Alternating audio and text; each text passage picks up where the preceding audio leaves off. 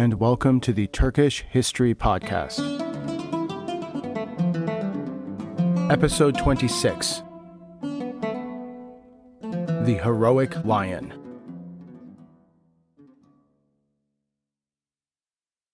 Before we begin, if you have been enjoying this podcast, I'd like to ask you to please subscribe, rate, and leave a review on Apple Podcasts or wherever you get this podcast.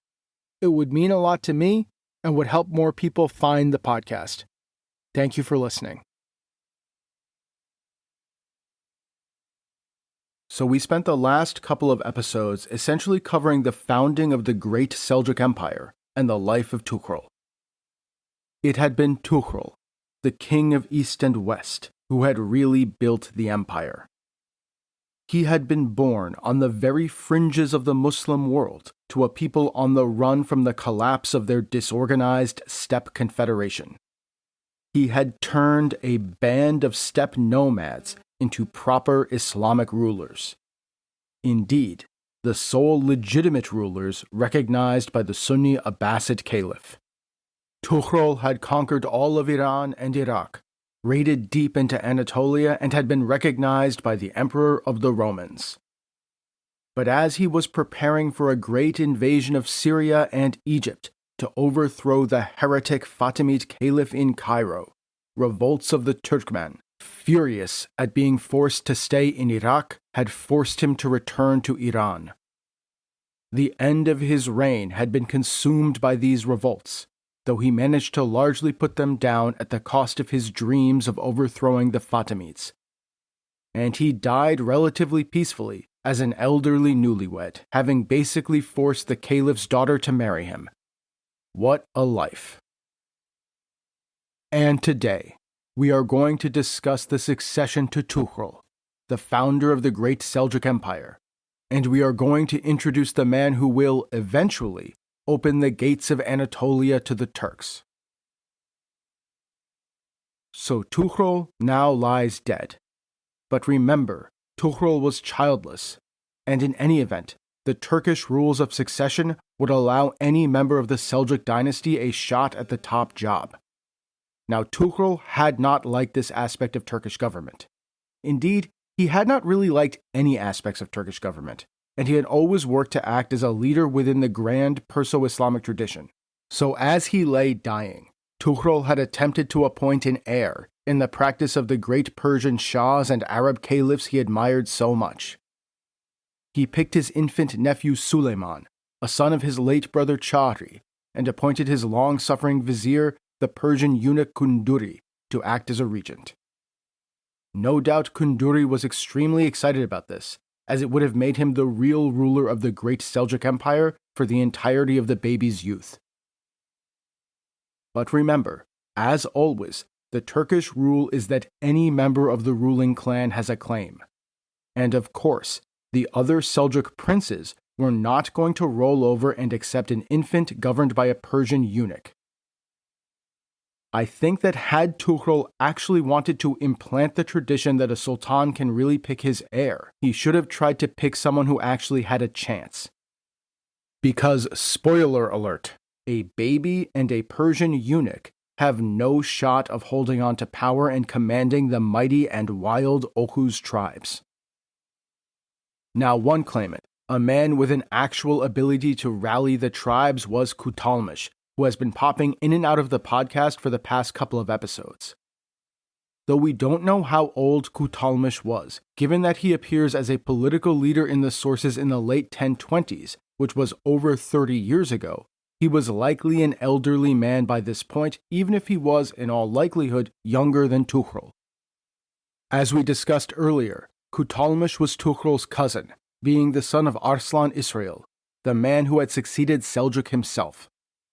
After his father's death at the hands of the Ghaznavids, Kutalmish had tried to gain the throne himself, but he had been outmaneuvered by Chaghri and Tughrul. He eventually made his peace with Tughrul, and had then led the Oghuz tribes on raids deep into Anatolia, and fought with Tughrul in Iraq. But as Tughrul weakened, Kutalmish spied his chance, and mobilized the discontented Turkmen against the Sultan. His revolt was still rumbling on in northern Iran, as Tughrul grew ill and died in 1063. The other claimants were sons of Tughrul's brother Chaghri. Kavort, who ruled in Kirman, which is in southeastern Iran, and Alp Arslan, who was now the ruler of Khorasan. And I've kind of given the game away a little bit by naming this episode the Heroic Lion, because that is the meaning of Alp Arslan in Turkish. And as we have spent the past couple of episodes in the west of the Great Seljuk Empire, and Alp Arslan hails from the east, really introducing the Heroic Lion is a great excuse to catch up on what's been happening as Tughrul conquered Iran and Iraq and became the king of East and West. So to back up a little, after the Battle of Dandan Khan, when Chaghri defeated the Ghaznavid armies, Tughrul was given the relatively minor Nishapur and western Khorasan to govern. Musa Yabgu took Herat, and Chaghri took the senior eastern part of the empire, eastern Khorasan and Balkh. At this point, Chaghri was in all likelihood the senior and paramount Seljuk leader, up until Tughrul conquered all of Iran and began his meteoric rise. As we discussed, Chaghri was ultimately forced to accept the subordinate position as a fait accompli, though he never really made his peace with it and never listed Tughrul on the coins or named him in the khutbah. Chaghri continued to call himself Malik ul-Mulk, an Arabic rendering of the Persian title Shahan Shah, meaning King of Kings. But ultimately, Chaghri backed down and bitterly accepted that his younger brother was the paramount ruler. No doubt, he harbored hopes that one of his sons would succeed the childless Tughrul, perhaps his eldest, Alp Arslan, who was likely born in Khorasan in 1029, just before the initial Seljuk conquest of the cities to the north of the Köpet Dağ. In other words, Alp Arslan was likely born as the Turks fled from the north as refugees. But aside from bitterly resenting his brother, what else did Chaghri get up to in the east? Unfortunately, our sources are not great, as they mostly focus on Tughrul's campaigns in the west, but we do have enough sparse mentions to pull together something of a story. Initially, Chaghri was of course focused on maintaining Seljuk rule of Khorasan and Balkh. Though the Ghaznavids had been driven from Central Asia, they had established themselves in northern India and were burning for revenge. And to the north of the Amudarya, the Karakhanid Khanate, the House of Afrasiab, still ruled the great Silk Road cities of Transoxiana. In 1041, Chaghri was forced to beat back a Ghaznavid attempt to retake Balkh and Khorasan that had invaded up from Lahore. There's even a line in Ibn al-Athir's history that Chaghri was so fearful of the Ghaznavids that he made contact with the ruler of the Turks in Transoxiana, offering obedience as vassals. That is, that he offered to place himself under the Karakhanids in exchange for aid against the Ghaznavids. But this seems a bit far-fetched to me, and in any event, Chaghri never accepted Karakhanid suzerainty. In 1043, the Ghaznavids again attempted to invade Khorasan and Balkh, this time marching as far as Khwarezm, the land around the Aral Sea to the north of Khorasan itself. According to Ibn al-Athir, the Ghaznavids even made common cause with Shah Melik, the last Oghuz Yabgu who had previously attacked the Seljuks. Yet again, Shah Melik and the very remnants of the Oghuz Yabgu state were able to defeat a small Seljuk contingent, up until Chaghri gathered up his forces, marched north, and utterly crushed the final Oghuz Yabgu in battle. The city of Khwarezm itself was taken. According to some sources, including Ibn al-Athir, this was actually done by Tughrul, though there are some reasons to doubt this. See, the later Islamic histories are very biased in favor of Tughrul, and the timeline really seems a bit tight given that the sources also have him campaigning in Iran at the same time. I think that in all likelihood, it was Chaghri who completed the conquest of Khwarezm, and then he just never got the credit for it, as so often happens to Chaghri.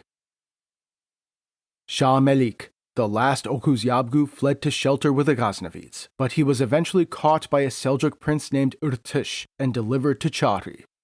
Chaghri immediately had him executed.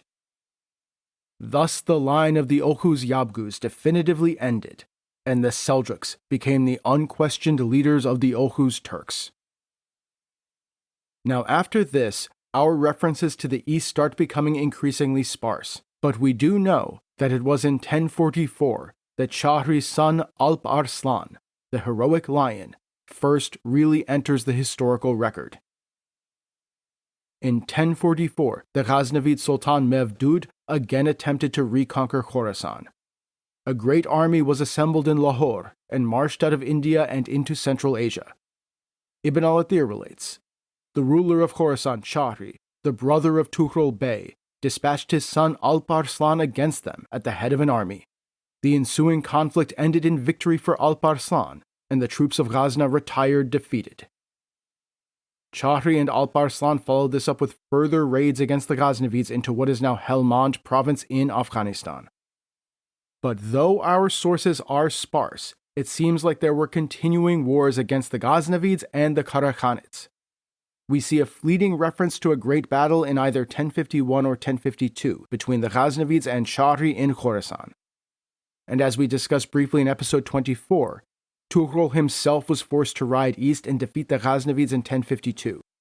Chaghri appears to have joined this campaign and marched south to defeat a Ghaznavid attempt to retake Ghazna itself. And though he was defeated, the Ghaznavids were not able to gain a foothold in Afghanistan and were yet again forced to return to India. We see continued sparse references to wars with the Ghaznavids until 1059. But it was also around this time that Chaghri appears to have made peace with the Karakhanids. This may have been helped along by the continuing conversion of the Karakhanids to Islam. Ibn al-Athir, for example, relates a mass conversion in the Karakhanid domains in 1043. In Safar of this year, 10,000 tents of the Turks who used to attack Islamic lands in the regions of Balasugun and Kashgar, raiding and causing havoc, converted to Islam. On the Feast of the Sacrifice, they slaughtered 20,000 head of sheep. Thus God saved the Muslims from their wicked ways. As this continued, as the Karakhanid Khanate continued to become more cooked, they seem to have come to an understanding with the Seljuks, and a peace treaty was likely signed sometime in the early 1050s. But apart from this, we really only see fleeting references to Chaghri and Alp Arslan in the sources. For example, in 1056, as we discussed previously, Chaghri's daughter was wed to the Caliph, who was really not that happy with the idea. The next time we really see the East come up is at the death of Chaghri sometime around 1059. Different dates are written in different histories, but the numismatic evidence indicates that 1059 is the likely date of his death. Ibn al-Athir says, he was about 70 years old. He was the lord of Khorasan, and the rival and great opponent of the house of Sebuktegin, that is the Ghaznavids, and the defender of Khorasan against them. When he died, his son Alp Arslan became the ruler of Khorasan after him. What can we say about Chaghri? He was clearly overshadowed by his more famous and luckier brother Tughrul. But in many ways, Chaghri had been the man who had started the Seljuks down the road to empire. He had been the leader who had defeated the Ghaznavids at the Battle of Dandan Khan. He had then taken the senior eastern/left side of the new state for himself and fought off both the powerful Karakhanid Khanate and the Ghaznavids to keep the Seljuk domain secured. It's just that Tughrul was able to not only conquer Iran, but cannily negotiate with Caliph al-Qayyim and his court to emerge on top. He is therefore always the subject of the histories, while to this day, Chaghri gets short shrift. Chaghri is unfortunately and unfairly overlooked by history, but his son will get his due. So by 1059, Alp Arslan had taken over from Chaghri as the Lord of the East. We don't have any indication of a succession struggle among Chaghri's sons. Likely, Alp Arslan was so firmly entrenched that none of his brothers could challenge his succession. But his brother Kavort was appointed as governor of Kirman, that is the southern and eastern part of Iran. And Alp Arslan's first action, it seems, was to raise up and appoint as his grand vizier and as governor of Khorasan a man who will become incredibly important to our story.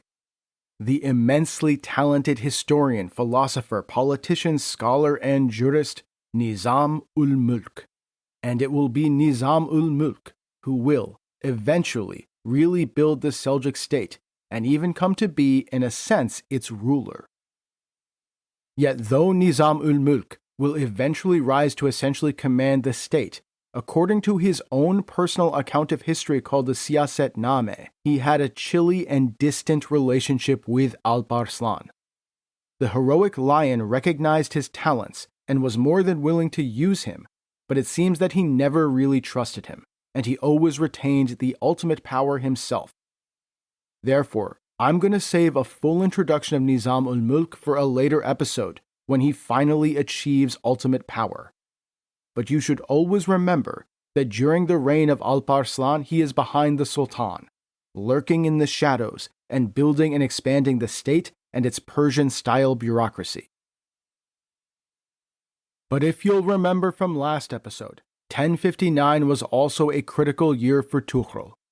In 1058, Ibrahim Yanal had led a great revolt of the Turkmen and had seized Hamadan and central Iran. Fed up with Iraq, the Oghuz tribes began abandoning Tughrul, and the Sultan had raced back to Iran. He was not able to raise the forces to defeat Ibrahim Yanal, and so he had retired to Rey for the winter, his regime on the ropes. And so Tughrul, out of options, sent word to the east. His messengers came to his nephew Alp Arslan, the heroic lion, who had only just succeeded Chaghri as the lord of Khorasan. His messengers bore word that the Sultan, the king of East and West, needed aid urgently. Now, Alp Arslan seems to have had a somewhat messy relationship with Tughrul already. No doubt he had agreed with his father in rejecting Tughrul's claim to paramount leadership, though like his father, he was forced to accept it as a practical reality. But Chaghri and Alp Arslan did not take this sitting down, and in the early 1050s, Alp Arslan led a force to take Merv, the capital of Khorasan, from Tughrul. According to Ibn al-Athir, he ended up plundering the city of over 1,000,000 dirhams and taking 3,000 people captive before riding back east so as not to overly anger his powerful uncle. But at the same time, the great Sultan was childless, and Alp Arslan, as the ruler of Khorasan, knew that this was his chance to position himself well in the inevitable succession war that would erupt on Tughrul's death. So as we discussed last time, Alp Arslan decided to aid his uncle. He mustered the forces of the east, rode west, and defeated Ibrahim Yanal. Tughrul was thus secured on his throne, and Alp Arslan was now clearly the frontrunner to succeed the founder of the empire. For the last years of Tughrul's reign, as the king of East and West reconquered Iraq and married the caliph's daughter as we discussed last time, Alp Arslan bided his time in Khorasan. But as rumors filtered east in the summer of 1063 that the aging sultan's health was failing, Alp Arslan began to slowly move westwards, positioning himself for the inevitable war with Kutalmish and with the infant Suleiman and the Grand Vizier Kunduri. As Tughrul lay on his deathbed in September 1063, Alp Arslan entered Nishapur, a short journey from both Rey and from Kutalmish's fortress at Girdku in the northern mountains of Iran. Which brings us back up to where we left off last time, Tughrul's death in October 1063. Immediately upon Tughrul's death, sitting in Rey, Kunduri attempted to consolidate power, acting as regent for the infant Suleiman. Kunduri ordered that the khutbah be read in the name of Suleiman throughout the Great Seljuk Empire, but it appears that Alp Arslan and Nizam-ul-Mulk had already begun preparing the ground for Alp Arslan's attempt on the throne, as Ibn al-Athir records that in several places in Iran, the local notables refused the order, and instead read the khutbah in the name of the heroic lion. For his part, when the news of Tughrul's death reached him in Nishapur, Alp Arslan began marching west towards Rey. Meanwhile, upon hearing the news of Tughrul's death, Kutalmish left his mountain fortress at Girdku and marched southeast towards Rey to take the capital himself. Meanwhile, in the southeast of Iran, Kavurt left Kirman and began rapidly advancing into central Iran. He made for the great city of Esfahan, from which he would be able to then march north towards Rey. So the three main claimants were now all converging from the corners of the empire into its center. Now Girdku was much closer than Nishapur or Kirman-Tere, and Kutalmish got to the city first. Though the historians don't really give us the details, we know that Kutalmish attempted to take the city on November 15, 1063, but was beaten back by Kunduri's forces. With Alp Arslan fast approaching, and with his lightning strike on the capital having failed, Kutalmish decided that he had to retreat back to the northwest.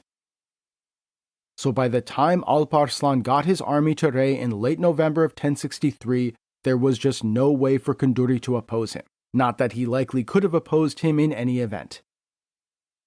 Within Rey, the partisans of Alp Arslan began to clamor for him to be proclaimed the Sultan. Perhaps this was instigated and organized by Nizam-ul-Mulk, but we can't be sure. Seeing his position weakening and lacking the troops to withstand Alp Arslan, Kunduri basically tried to salvage something of his regency by recognizing Alp Arslan as a power in his own right, and ordered that the khutbah be read in both the name of Alp Arslan and his charge Suleiman. Now there is no way that Alp Arslan was ever going to accept that, but he had decided that Kutalmish was actually more of a pressing concern. Additionally, around this time Kavurt conquered the city of Esfahan. From Alp Arslan's perspective, his brother and his uncle were the real contenders here, and he could just deal with Kunduri whenever he felt like it. So Alp Arslan bypassed Rey and determined to bring Kutalmish to battle in the field. After that, he could then turn around and face his brother coming up from the south. But Kutalmish, likely being outnumbered, was determined to slow or stop Alp Arslan's advance. He may have wanted to better arrange his troops or maybe bring in reinforcements from his mountain fortress at Girdku. But unfortunately, we just can't be sure of his motivations.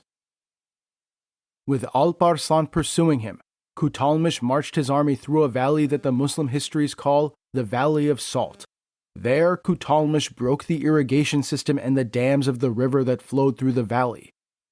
As the waters overflowed their banks and canals across the valley, it became an impassable marsh. He thereby hoped to stop Alp Arslan from crossing it, or, if Alp Arslan chose to attack anyway, well then his troops would be bogged down in the mire of the marsh, and Kutalmish would have the upper hand. But on November 24th, 1063, Alp Arslan found a fording place over the now waterlogged plain. He got his armies across, and with Nizam-ul-Mulk organizing the squadrons, lined them up on the other side of the man-made river and charged Kutalmish's disorganized lines. It was a total rout. As Ibn al-Athir reports, Kutalmish's army did not stand firm against the sultans, but fled immediately. He set out, defeated, towards the castle of Kurtku, one of his fortresses and strongpoints. Death or capture overwhelmed his army. The sultan would have killed the prisoners, but Nizam-ul-Mulk interceded for them, so he pardoned them and set them free. Kutalmish was reportedly found dead near the battlefield. The Islamic histories, which are all extremely pro-Alp Arslan, say that Kutalmish probably died of terror while fleeing the battlefield, but God knows best. They also say Alp Arslan was consumed by grief at the death of his uncle. Yeah, I'm sure. He must have been heartbroken. I think we all know that the most likely thing that happened here is that Kutalmish was executed basically the second he fell into Alp Arslan's hands. But that said, there was a tradition of Seljuk princes being pardoned for their role in revolts unless the revolt was truly existential. Indeed, this was tied to the Turkish concept of clan sovereignty.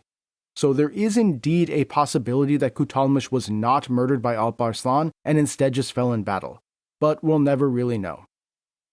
But though Kutalmish lost this battle, as indeed he had lost the initial power struggle with Tughrul, along with almost every battle that he's recorded as fighting in for that matter, he would in fact leave a mighty legacy, because his descendants would rule in Anatolia as the longest reigning of any of the Seljuk successor states, and they would oversee the establishment of the Turks in their current homeland. And so, with Kutalmish defeated, Alp Arslan was able to march into Rey on the 7th of December 1063. He brought with him the body of Kutalmish, who was buried with honor in Tughrul's tomb next to the Great Sultan. Tughrul's Grand Vizier Kunduri could do nothing to stop Alp Arslan, and he no doubt knew that his plans to rule the empire as the regent over the young Suleiman were now dashed. The sources do not tell us what happened to Suleiman, perhaps because the pro-Alp Arslan authors know that saying that Alp Arslan had the child murdered would be a very bad look for the heroic lion. Kunduri as well was not long for this world. Though Alp Arslan initially retained him in the post of Grand Vizier, Nizam-ul-Mulk quickly outmaneuvered Kunduri. He was arrested in December 1063, less than a month after Alp Arslan entered Rey. Nizam-ul-Mulk had him packed off to Merv, where 2 Turkish Mamelukes executed him a year later.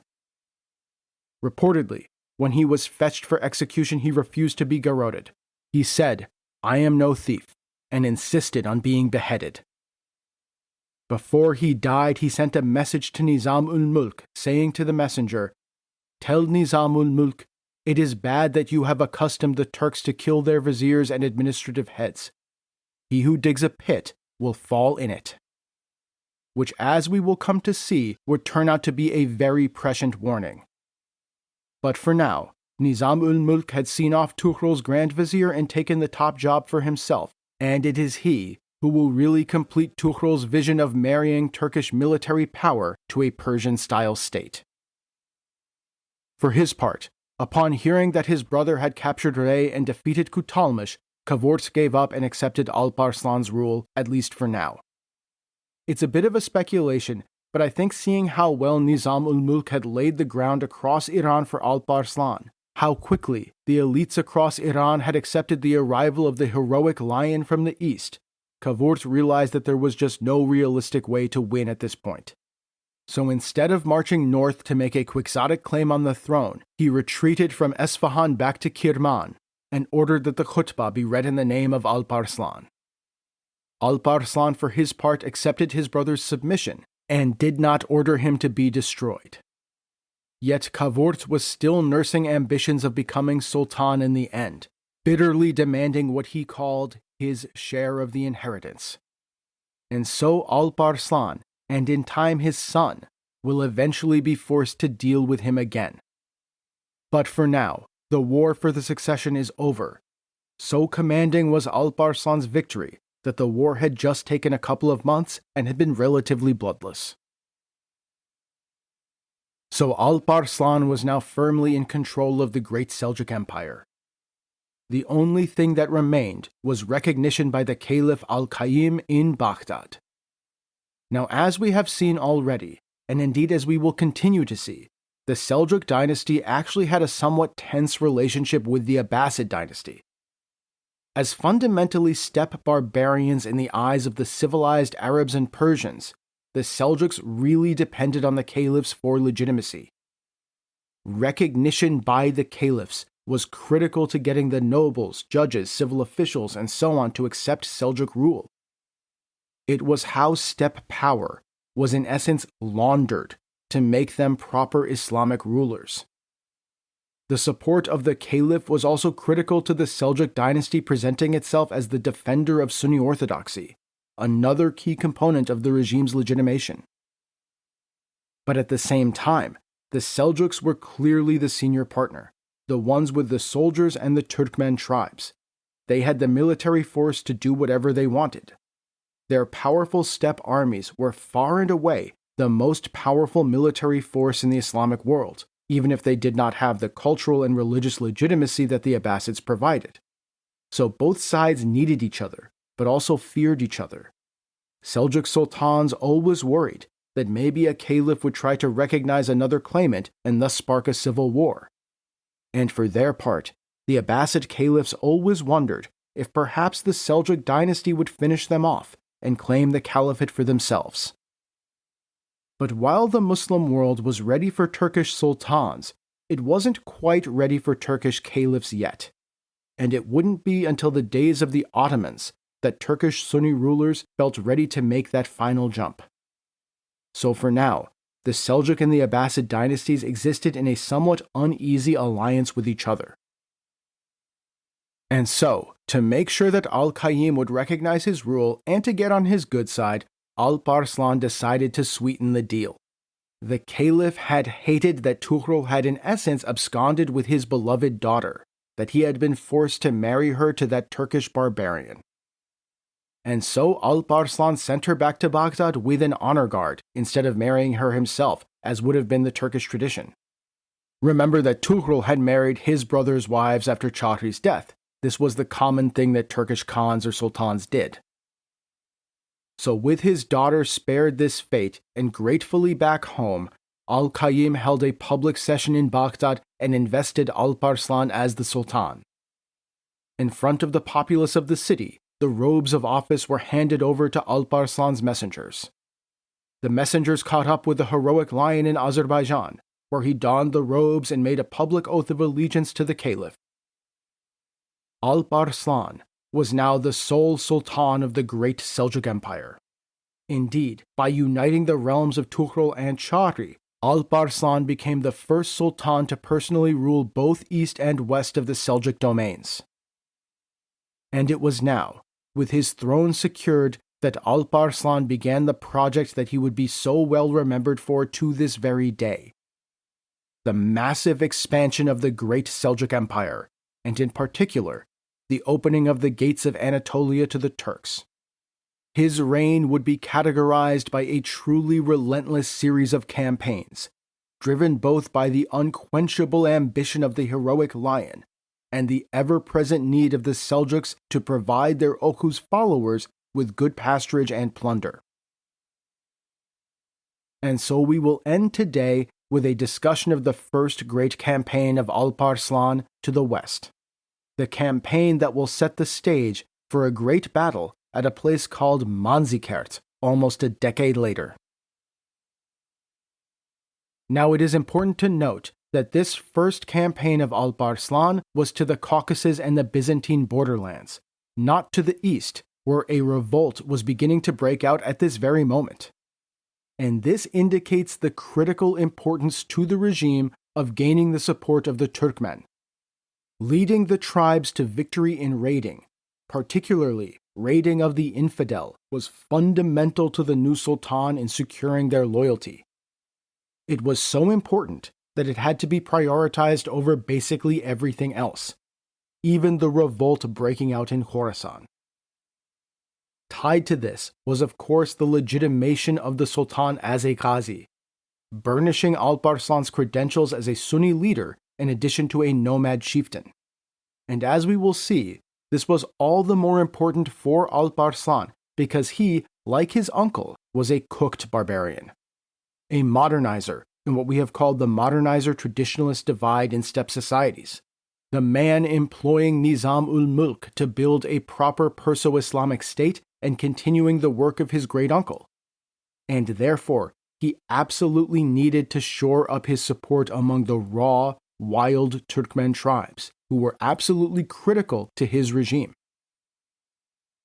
And so, on February 22nd, 1064, fresh off a victory over his family members, Alp Arslan assembled a massive horde of Oghuz nomads and led it out of Rey, moving north and west towards Azerbaijan. Alp Arslan informed his troops, his wild Turkmen tribes, that their destination was the Roman Empire. They would be holy warriors, Ghazis, defeating the enemies of Islam on the field of battle, and incidentally picking up some great loot and grazing their herds in some of the best pasturage to be found. What a deal. As Alp Arslan moved through Azerbaijan, further Turkmen lords came to pledge their support. Ibn al-Athir relates, when he was at Marand, a Turkmen emir who frequently raided the Byzantines, Tughtekin by name, came to him, along with a great host of his clansmen who were familiar with jihad and knew those regions. He urged Alp Arslan to attack the Christian lands and guaranteed him passage by a direct route there. So he set out with him, and the troops were conducted through the ravines and defiles of that country until Nakhchivan was reached. Thus Alp Arslan and his armies crossed the river Aras, also called the Araxes, into Nakhchivan, and forced the local Turkmen and Kurdish lords of the region to submit to the Seljuks. These lords pledged their troops to him, and promised to join his campaign to the west. So now Alp Arslan is sitting on the very edge of Byzantine territory with a massive horde. Now, as we discussed in episode 23, this land, the very far east of Anatolia, had only recently been reincorporated directly into the Roman Empire. After the anarchy at Samarra had weakened the caliphate's hold over Armenia, local petty Armenian lords had arisen who were at times allies of the Roman Empire and at times allies of powerful Muslim emirs. And just as Tughrul was conquering the lands of Islam, the powerful Macedonian dynasty in the empire had reasserted direct Byzantine rule over these principalities. Meanwhile, the Georgian principalities largely retained their local rulers, albeit under Byzantine domination, until the consolidation of the medieval kingdom of Georgia under the Bagratid dynasty, though the Roman Empire continued to interfere in internal Georgian affairs and the various succession disputes to the throne of Georgia. It's important to remember that there was a long history of Byzantine noble families with Armenian origins, and even ties to the Armenian principalities beyond the borders. And in essence, the local Armenian princes had handed over their principalities to Byzantium in exchange for pensions and offices in Constantinople. But while these lands were now directly ruled by the Roman Empire, we should not forget that the local population was mostly Armenians and Georgians, and that these lands were very far from Constantinople. As the Chinese say, the mountains are high and the emperor is far away. And so in practical terms, it was the local Byzantine military commanders and the local nobility who ruled these lands.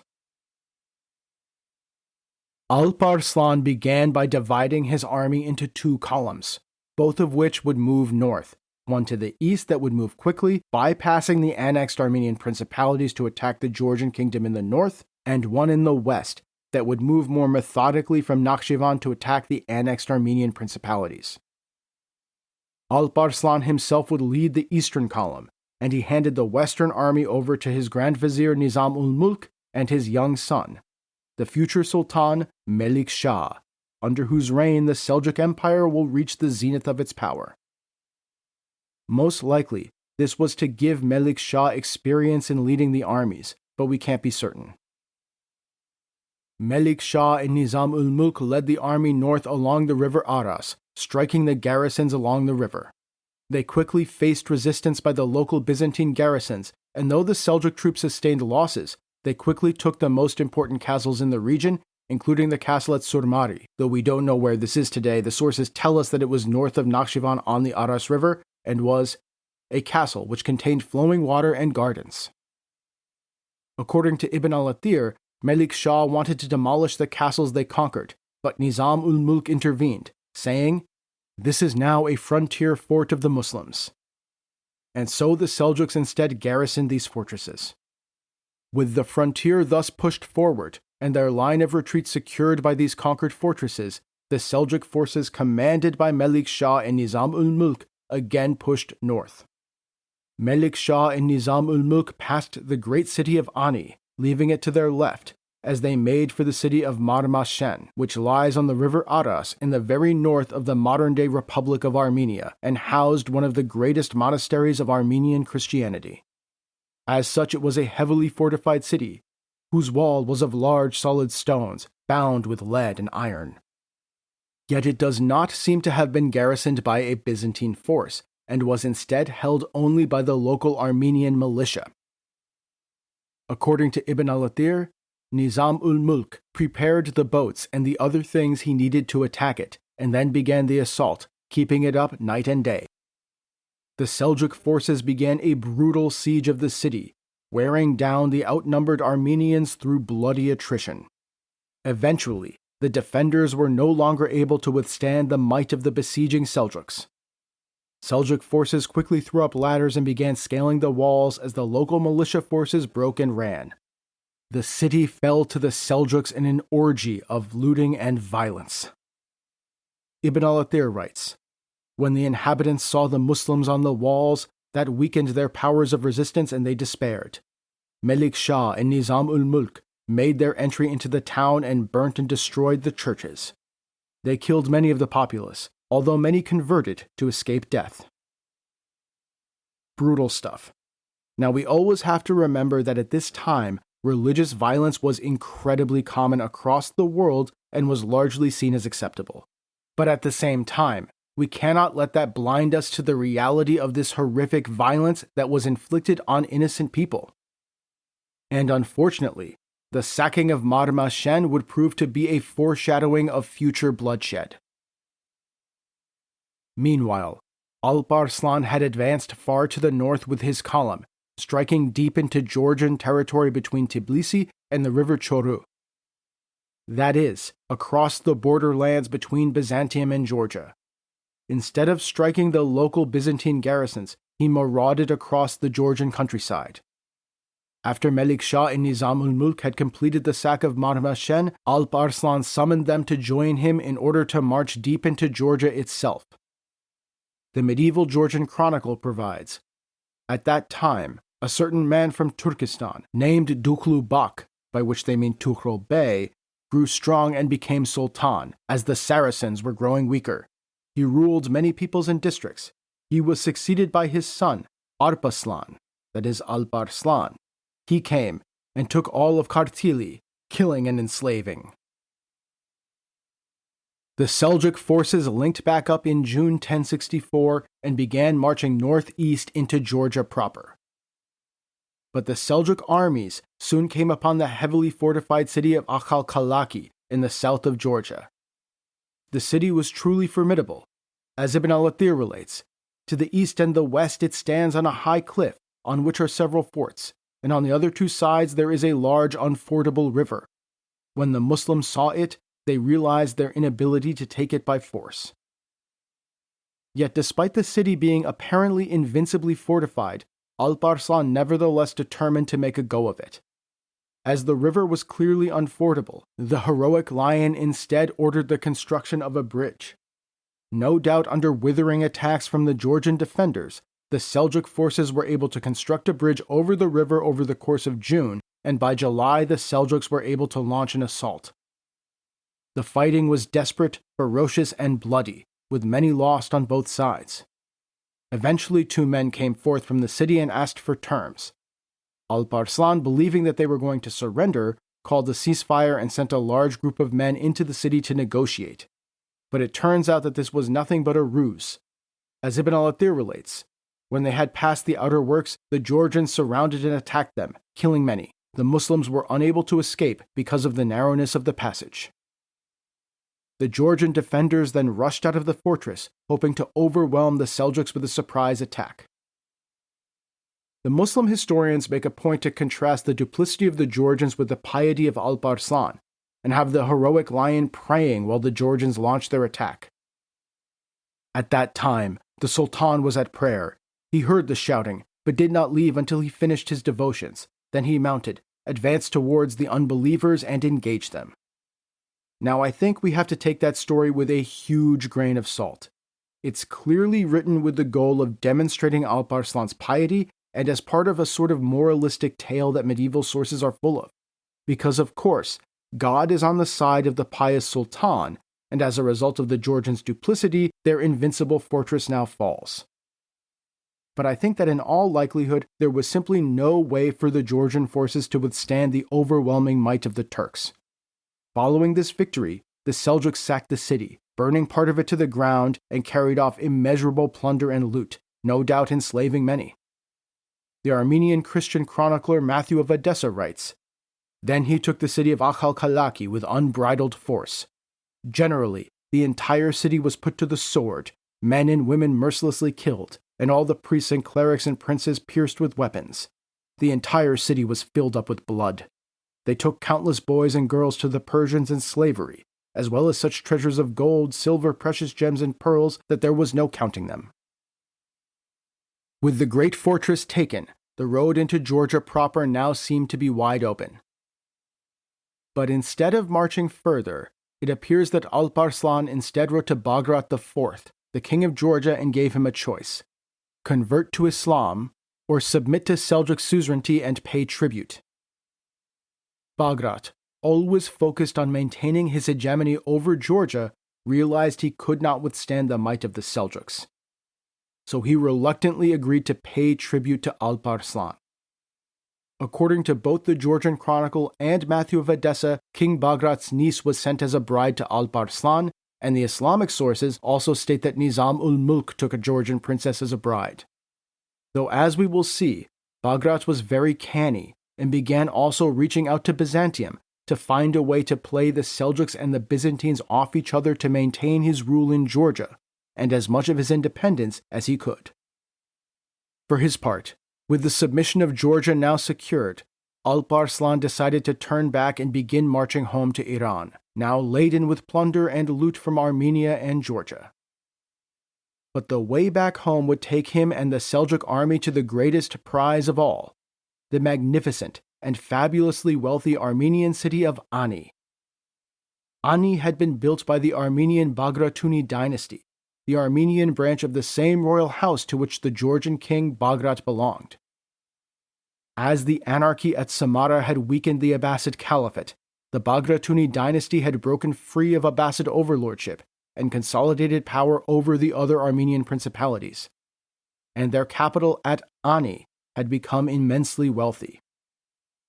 Ani was perched on the cliffs overlooking the river Aras, what is today the border between Turkey and Armenia. It was built on a place where a deep ravine leads into the steep canyon of the river, and was therefore guarded by impassable cliffs on 3 sides, and was only approachable from the north. To guard this northern approach, the sole approach to the great city, the Bagratuni kings had constructed an imposing stone wall, stretching from the cliffs of the ravine to the west to the cliffs of the river Aras in the east. The Byzantine historian Michael Attaliates writes, "The city of Ani is large, populous, and surrounded on all sides not by a man-made moat, but by natural gullies that are impassable and full of steep rocks, and on the side where sheer cliffs and ravines are lacking, it is enclosed by a deep eddying river that cannot be forded. The area that allows entry into the city is narrow and fortified by high and strong walls."